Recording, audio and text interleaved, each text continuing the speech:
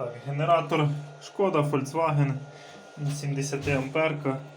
Навіть з тахометром, фішка під тахометр є. Генератор робочий, буде підшипник. Підшипник під заміну. От акумулятор 12,6, контролька. Поїхала. 400 обертів вже пішла зарядка, зарядка 14,3. 30 ампер нагрузка тримає чудово. 50 ампер супер. Єдине підшипник під заміну. Генератор Шкода 1,4 бензин. Виключили. Зарядка загорілась, спустили. Зарядка потекла.